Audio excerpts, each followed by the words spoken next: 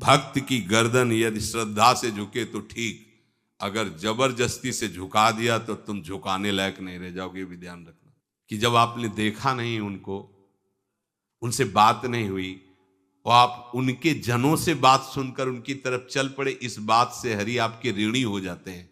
भगवान इसी बात से ऋणी हो जाते हैं।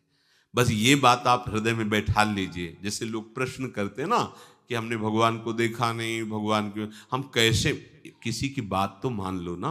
आप मान लो, वो तो आपके अंदर भी बैठे हुए हैं, वो आपको इतना प्यार देने लगेंगे। जहां कोई सहायक नहीं होगा वहां हरि आपको दिखाई देंगे। देख लेना, बिगड़ी ऐसे क्षण में बन जाती है, ऐसा लगता है गला कटा तो वो तलवार गले तक आएगी, हार बनकर सुगंधित फूल बन जाएगी, पर गले तक आने आने तक तुम्हारी निष्ठा देखी जाएगी। नहीं नहीं, बस मेरे हरि का यही विधान, वो आते आते हार बन जाएगी। वो तलवार तुम्हारा गला नहीं काट पाएगी, क्योंकि गले में हरि नाम चल रहा है। मान लो हमारी महालक्ष्मी चरण चापती रहती, क्या चाहिए तुम्हें, क्या चाहिए। आप सच्ची मानिए, क्या मतलब कितनी मलिनता छा गई है। हम इसको मार देंगे तो 2 लाख रुपए मिल जाएंगे, ये कर देंगे तो, अरे भैया अगर तू हरि नाम जपेगा तो इसकी कीमत नहीं है, कीमत नहीं, अमूल्य वस्तु है। इसके ब्याज में तू कुबेर बन सकता है। मूल तो कभी खत्म होता ही नहीं है, ब्याज में तो ब्रह्मा बन सकता है। बनना तो चाहे, भक्तजन तो कहते हैं नहीं चाहिए मुझे ब्रह्मा का पद, परमेष्ठी पद, नहीं चाहिए सम्राट पद, नहीं चाहिए योग की सिद्धियां, मुझे प्रभु आपकी दास्ता चाहिए। ये बात कितना महासुख होगा उस भक्त को जो इन बातों को कह रहा है, नहीं चाहिए मुझे मोक्ष सुख नहीं चाहिए। वो ऐसे थोड़ी कह रहा है, श्रद्धा से नहीं कह रहा, अनुभूति से कह रहा है, मुझे नहीं चाहिए ये सब, इनमें वो सुख नहीं है जो आपके चरणों के समीप रहने में सुख है। नहीं सत्संग भजन नहीं हरि को, श्रवण न राम कथा अनुरागी, सुत बित दार भवन ममता निसि सोवत अति न कबहु मति जागी। अरे तेरी बुद्धि सो रही है, जगा दे। पुत्र में, रुपया में, स्त्री में, मकान में, इसमें सबकी ममता होती है, सबकी, जितने सृष्टि में पैदा हुए। केवल सत्संगी की नहीं होती। जो असली सत्संगी है उसकी ममता प्रभु के चरणों में होती है, क्योंकि वो जानता है सब रूपों में प्रभु ही है, ये सब पसारा प्रभु का ही है, इसलिए ममता उसकी प्रभु के चरण। एक अहमता ममता ये जग में है दुख जाई, ये जब श्री जी की ओर लगे तो होत परम। जाग जा, बिना जागे दुख दूर नहीं हो सकता। जैसे स्वप्न में हम देख रहे हैं कि समुद्र में डूब रहे हैं, अब जागृत में आसपास सैकड़ों नाव लगा दें तो बच जाएगा क्या वो, क्योंकि वो तो सो रहा है और वो स्वप्न में देख रहा है। अब हम नाना प्रकार के तैराकों को बाहर तैनात रखें तो उसको कोई सुख मिलेगा क्या, क्योंकि स्वप्न में। उसको अगर सुखी करना है तो एक ही उपाय, जगा दे। जगा दो तो ना समुद्र रह गया ना डूबना रह गया। ऐसे ही संसार में मोह से ऐसे ग्रसित जीव हैं, भाई इतना ही सुख चार है, और उसी स्वप्न में वो दुख से निवृत्त होना चाहते हैं। अब हम बाहर से उनकी कामनाओं की पूर्ति करने वाली बात करें तो क्या वो सुखी हो जाएंगे क्या। इसीलिए कोई साधु जो भगवत मार्ग का पथिक है वो कभी सपोर्ट नहीं करेगा, जाओ ऐसा, वो जाओ ऐसा ही है जैसे उस स्वप्न में समुद्र में डूब रहा है, बाहर से हम जल जहाज नाव तैराक सब लगा रहे हैं, लेकिन वो नहीं सुखी होगा, क्योंकि उसके सुख का कारण तब बनेगा जब स्वप्न हटे। स्वप्न तब हटेगा जब वो जागे। जो सपने सिर काटे कोई, बिन जागे दुख दूर न होई, तो उसको जगा दो। साधुजन क्या करते हैं, जगा देते हैं उसको। जागो, कहां मोह निशा सब सो निहारा, देखे स्वपन अनेक प्रकारा, यही जग जामिन जागे जोगी। योग भगवान से जो तुमने वियोग कर रखा है, तुम जगो। जे ही जगोगे तो जे ही जाने जग जाए हेराई, जागे जथा स्वपन भ्रम जाई। कोई नहीं यहां। एक कल श्लोक, मत्तः परतरम नान्यत किंचिदस्ति धनंजय, मेरे सिवा कोई नहीं। ये कब पता चलेगा? जागने पर। तो हमें ये बहुत कुछ दिखाई दे रहा है, स्वप्न है। उमा कहूं मैं अनुभव अपना, सत हरि भजन जगत सब सपना। तो बोले तुलसीदास हरि नाम सुधा तजी, सठ हठ पियत विषय विष मांगी। अगर कहीं संतों के पास भी गए तो क्या मांग रहे हैं? हठ करके विषय विष मांग रहे हैं। वो आत्मदेव नाम के एक ब्राह्मण थे, सब कुछ समृद्धि थी, संतान थी नहीं, बड़े दुखी गृहस्थी में। हमारा कुल चलाने वाला होना चाहिए। बड़ा भ्रम बैठा हुआ है, हमारा कुल चलाने वाला नहीं तो सब बेकार, जीवन ही बेकार हो गया।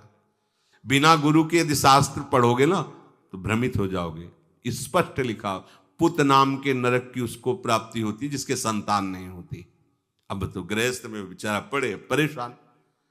उन्होंने सोचा इससे अच्छा है आत्महत्या कर लें।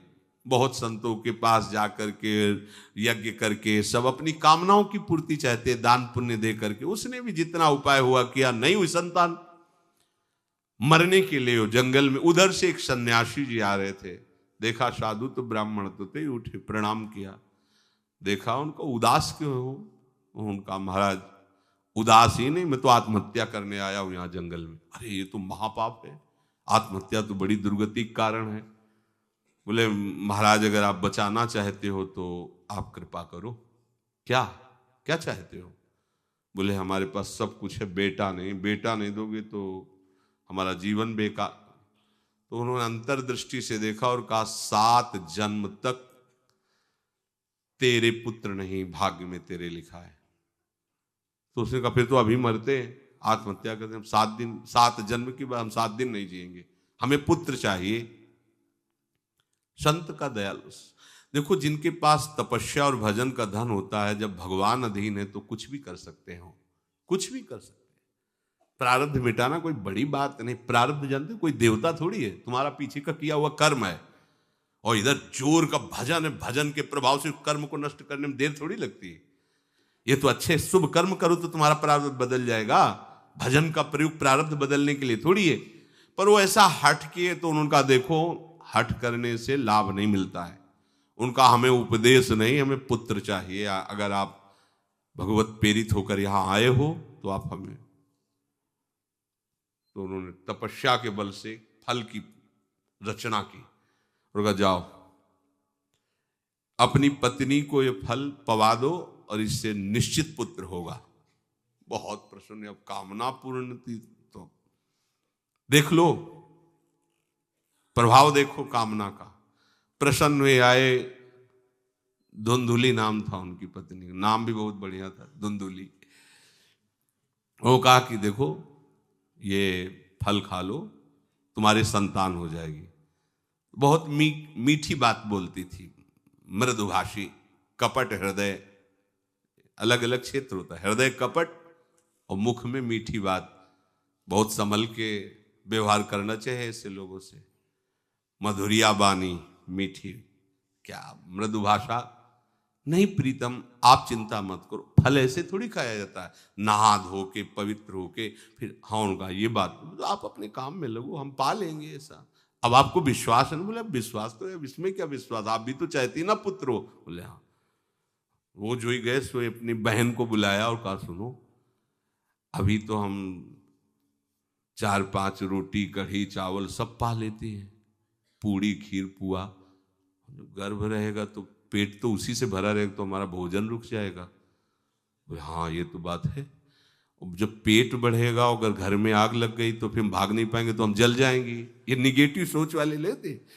और पंडित जी तो इसी बात में लगे हैं कि गर्भ रह जाए तो क्या करें, तुम्हारा हम खाएंगे तो है नहीं पक्की बात, पर करें तो क्या करें। पंडित जी को कैसे समझ? उनका देखो एक बात है, हमारे गर्भ है, हमारे कई लड़के हो चुके हो, गरीबी है ही है हमारे यहाँ, तुम कुछ पैसा दे देना और ये नाटक करना कि मैं गर्भवती हूं।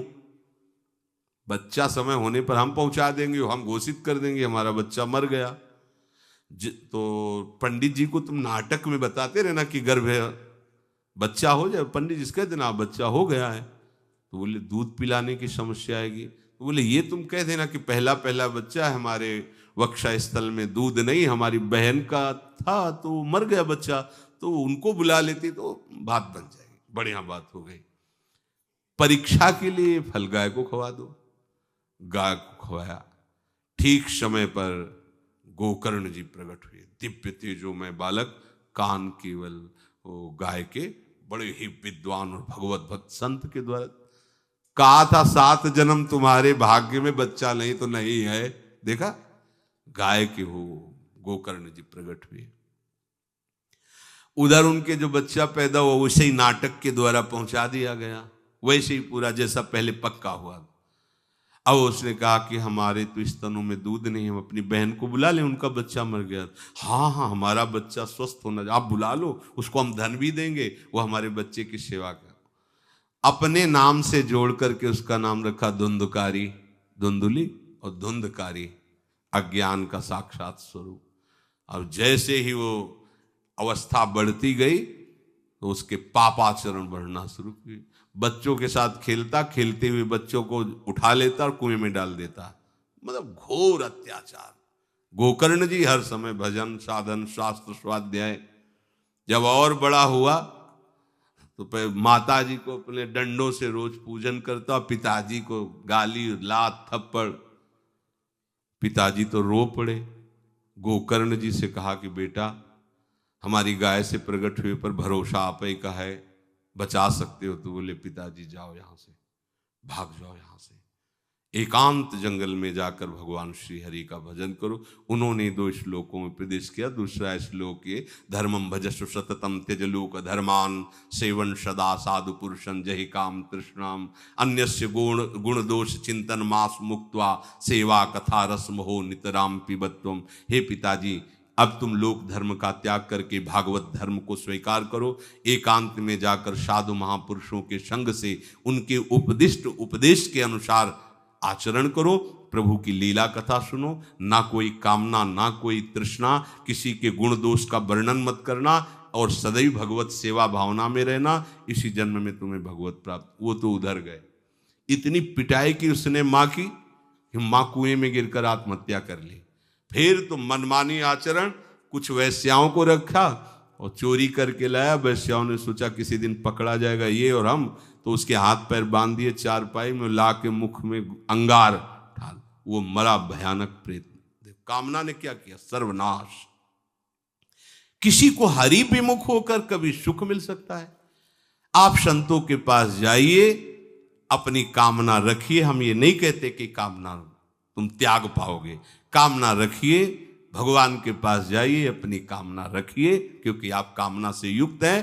पर छूट इतनी दे दीजिए कि जिसमें हमारा मंगल हो वो करना। जैसे नारद जी भगवान से अपनी कामना रखते हैं कि हमारा ब्याह करवा दीजिए, और बाद में एक छूट दे देते हैं कि जेहि विधि होए नाथ हित मोरा। तो हरि को अच्छा लगेगा, गुरुजनों को अच्छा लगेगा कि इस कामना से इसका कोई जीवन बाधित नहीं होगा, वो पूर्ण भी कर देंगे। और अगर लगा कि इसका पतन हो जाएगा तो आप रोते रोते भी कामना की पूर्ति नहीं करेंगे। उत्तम बात तो ये है कि कामना हरि की प्राप्ति की करो, वो सर्व सुख स्वरूप है।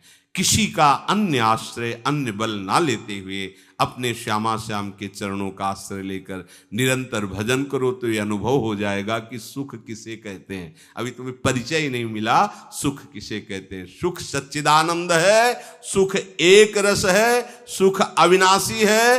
वो सुख सदैव बढ़ता रहता है, घटता कभी नहीं। एक रस होते हुए भी प्रतिक्षण वर्धमानम है, कभी कभी अंत नहीं होता इस सुख का। ऐसे अनंत सुख के लिए हमें मनुष्य जन्म मिला है।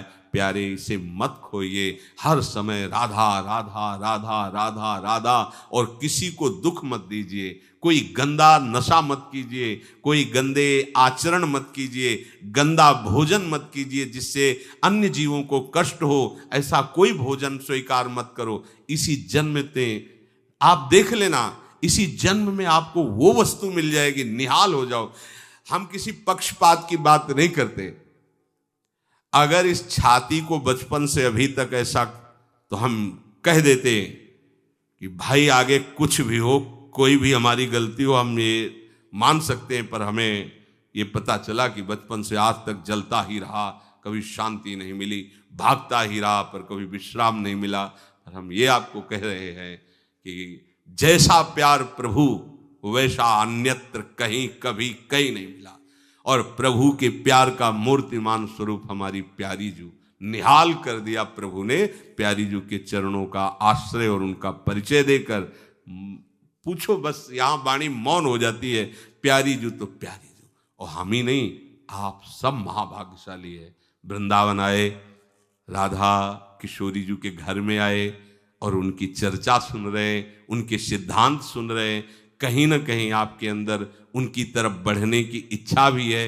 ये बहुत बड़ी बात है। बस इस इच्छा को, इस आशा को इतना बढ़ा लो कि कोई इच्छा न रह जाए, कोई आशा न रह जाए। हर समय निरंतर नाम जप करते रहो। तुलसीदास हरिनाम सुधा तज, भगवान नाम तज कर विष मांगते हो। सूकर श्वान श्रृगाल सरिस जन, जनमत जगत जननी दुख लागी। ए काहे को ऐसी गालियां सुनोगे, ये गालियां है। ये सुअर कुत्ता की तरह जीवन व्यतीत करते हो। धिक्कार तुम्हारी मां को जो तुम्हारे जैसा पुत्र जन्मा। अपनी इंद्री की पुष्टता के लिए दूसरों को मार देते हो, चाहे रसेंद्री चाहे जनेंद्री। इंद्रियों की पुष्टता के लिए जानवर जैसा बर्ताव करते हो। कैसा तुम्हारा जीवन है। केवल एक क्षण के सुख के लिए दूसरे को जला दिया, काट दिया, मार दिया। चाहे रसेंद्री का सुख चाहे जनेंद्री का सुख, एक क्षण के सुख के लिए उसका गला काट दिया, उसको रांध के खा रहे हो, उसके साथ भोग किया, उसको काट के फेंक रहे हो, उसको जला रहे हो। क्या तुमसे तो अच्छा सुअर कुत्ता है कि वो अपनी योनि के अनुसार बर्ताव कर रहा है। तुम मनुष्य योनि होकर ऐसे गंदे काम करते हो। सुधर जाओ। कैसी मलिनता छा गई है, कैसी मलिनता। अगर उनको शब्दों से बोलें तो बहुत बुरा लगेगा। इस शरीर में क्या है। अगर यहां से चमड़ी हटा दी जाए तो यहां मलाशय है, मल भरा हुआ है, मूत्राशय है, उनके द्वार हैं। संसार का सबसे बड़ा सुख यही माना जाता है। ये मल मूत्र का भांड शरीर चिकना रहे, स्वस्थ रहे और इसी को भोगने को मिले, बस यही तुम्हारी पूर्णता है। ऐ सुखरास स्वरूप भगवद अंश, तू इस प्रकृति के रचे हुए खेल में कभी तृप्त नहीं हो सकता। विचार करके देखिए, आपका मन कहां आपको फंसा रहा है। मल है तो मल द्वार है, मूत्राश्रय है तो मूत्र द्वार है। शरीर में कौन सी खास बात है। पूरा जीवन इस शरीर का केवल नाना प्रकार से भोग करना। रसेंद्री अपनी तरफ, घ्राणेंद्री, नेत्रेंद्री परेशान है। इसमें खास बात कौन सी है जिसमें तुम्हें तृप्ति लग रही है। कौन सी खास बात। अगर तुम मलमूत्र के द्वारों में खेल रहे हो तो मलमूत्र के कीड़े से बढ़कर तुम्हारी योग्यता नहीं। समझिए, आप समझिए, वो भी जीव है, भगवदंश, जो मलमूत्र का कीड़ा बना हुआ नालियों में डोल रहा है। तुम भी तो उसी नाली में तो डोल रहे हो। यदि भगवदंश होकर भगवान नाम जप नहीं कर रहे हो, अपने स्वरूप को नहीं समझ रहे हो, चिदानंद सुख की तरफ आकर्षित नहीं हो रहे हो, तो गोस्वामी जी कह रहे वे अभागी हैं। हम लोग अपने को बड़ा भाग्यवान कब मानते हैं, जब विषय भोगों की बाहुल्यता हो जाए। देखो कैसी बुद्धि भ्रमित हो गई है। अभाग्य को हम भाग्य मान रहे हैं। बड़ा आश्चर्य होता है। कैसा मतलब, अगर उनको बोलना अच्छा नहीं लगता, पर यह है कि समझ जाओ तो भाई समझ जाओ। जिन अंगों को छूने के बाद कई बार पवित्र करने के लिए रज आदि लगा करके, उन्हीं अंगों पे तो आसक्ति है तुम्हारी। उन्हीं अंगों को तो तुम सर्वस्व सुख समुद्र मान रहे हो। क्या है। बहुत बार जन्मे हो, मरे हो, भोगे हो प्यारे, ये एक बार प्यार कर लो हमारे प्रभु से, एक बार कर लो। ये भ्रम बिना भगवद आश्रय के भव भय भंजन पद विमुख अभागी। ये माया का, अविद्या का भ्रम नष्ट करने वाले जिनके चरणारविंद हैं, उन श्री हरि से तुम विमुख हो। अरे अभागी, तुम नरक तुल्य भोगों को भोग रहे हो।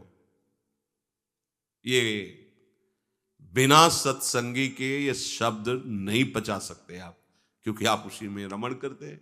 आपको लगेगा क्या है, फिर जिंदगी क्या रह गई। अरे अभी देखा क्या है, जिंदगी क्या है। निहाल हो जाओगे, नाच पड़ोगे, मस्त हो जाओगे। किसी का कोई भय नहीं, कोई चाह नहीं। सौंदर्य समुद्र, प्रेम समुद्र, ज्ञान समुद्र जब प्रीतम गले लगाएंगे, निहाल हो जाओगे। पर चाह तो है मलमूत्र के शरीर को गले लगाने की। चाह है इसी को, ये स्वस्थ रहे, खूब विषयों को भोगूं। कैसी दुर्बुद्धि छा गई है, और बढ़ती चली जा रही है दुर्बुद्धि। ये ऐसी तृष्णा बढ़ती चली जा रही है, पूछो मत। सावधान हो जाओ प्यारे, बहुत कम समय है, तुम्हारा शरीर छीन लिया जाएगा, जबरदस्ती छीन लिया जाएगा। ना चाहते हुए तुम्हारे शरीर का नाश हो जाएगा। मान लीजिए एक चंद समय है, कुछ समय है, जिसे तुम 80 साल 100 साल समय ऐसे गए। ब्रह्मा जी के लोक में एक कमल की पंखुड़ी ऐसे छेदी जाए तो मृत्यु लोक का 1 वर्ष हो जाता है। कितना तुम्हारे पास समय। हमारी रात सोने में चली जाती है, दिन नाना प्रकार के भोगों के संग्रह के लिए, कमाई के लिए, भोगों के भोगने के चिंतन में चलिए। हमारा सच्चा जो मार्ग है, जो सत्य मार्ग है, जहां सुख मिलना है, हमारे पास समय नहीं उसके लिए। किसी से बात, हमारे पास समय नहीं है। वाह, समय का बढ़िया सदुपयोग कर रहे हो, परिणाम तुम्हें समझ में आएगा। गोस्वामी जी कह रहे हैं कि निशिवासर रुचि पाप असुचि मन। ये मन अपवित्र हो चुका है भोगों का चिंतन करने से। रात दिन पाप हो रहे हैं, समझ में नहीं आता कि हम पाप कर रहे हैं। एक सेकंड में हमारे मन की वृत्ति दूसरे के दुख को दुख नहीं समझती, उसे दुख देकर सुख भोगने के लिए आज्ञा दे देती है। करो बस, जितनी सुंदरता संसार में, उसके सबके मैं भोक्ता बन जाऊं। मलिन मन, यहां कुछ सुंदर है क्या? अगर एक दिन 10-20 बार सोच हो जाए, ऐसी दवा खवा दो, फिर उसी के देखो चेहरे की कांति कैसी हो जाएगी। अगर 2-3 दिन हालत चलती रही, देखने लायक नहीं रह जाएगा चेहरा। इसको तुम कुछ खास समझते हो? पानी का बुलबुला फूटने में देर नहीं लगती, पर तुम कमा क्या रहे हो? एक कर्म भूमि है, तुम यहां आए हो अच्छे कर्म करने के लिए, प्रभु की प्राप्ति के लिए, महासुख प्राप्ति के लिए। पर कह रहे निशिवासर रुचि पाप, रुचि पूर्वक पाप कर रहे हैं। छल पूर्वक आपने किसी का धन अपहरण कर लिया, किसी की हिंसा कर दी, व्यभिचार कर लिया। आप अपने मित्रों में बैठकर अहंकार पूर्वक बात करते, तुम्हें पता है मैंने इतने रुपए उड़ा दिए, उसको पता भी नहीं चलने दिया। पता है तुमने आज हमने उसके साथ एक गलत किया, कोई कुछ नहीं कर सकता। इतने वीर नहीं हो। वही कर्म तुम्हारा जब फलीभूत होगा, तुम्हें ब्रह्मा भी नहीं बचा पाएंगे, त्राहिमाम बोलने का अवसर भी नहीं रहेगा। देख लेना, देखने लायक नहीं रह जाओगे। सावधान हो जाओ। देखो ये सत्संग है तुम्हें सत्य वस्तु की अनुभूति कराने के लिए। तुम जहां असत में राख किए हो तो चुभेगा, तुम्हें जलन पैदा होगा। हम चाहते हैं कि तुम्हारे हृदय में ये बात लगे और तुम्हारी शूरवीरता जागृत हो, जो भगवद अंश की है, और तुम असत का त्याग करके भगवत मार्ग के पथिक बनो। खलिमति मलिन निगम पथ त्यागी। ये भगवत वाणी, गीता जी, श्रीमद् भागवत जी और भी भगवत प्रेमी महात्माओं के वचन, ये महासुख के लिए हैं। तुम इनका त्याग करके मनमानी आचरण कर रहे हो, बहुत समय नष्ट कर रहे हो, आप पछताना पड़ेगा। ऐ खल, अपनी मति को असत आचरणों में मत लगा, अपनी दुष्टता को मत बढ़ा और गर्व करता है कि मुझे कोई भी परास्त। तुम हो क्या? हो क्या तुम? एक सेकंड में दिल की गति रुक जाए, तुम हो क्या? कुछ नहीं हो। कुछ नहीं रोक सकते हो। सावधान हो जाओ।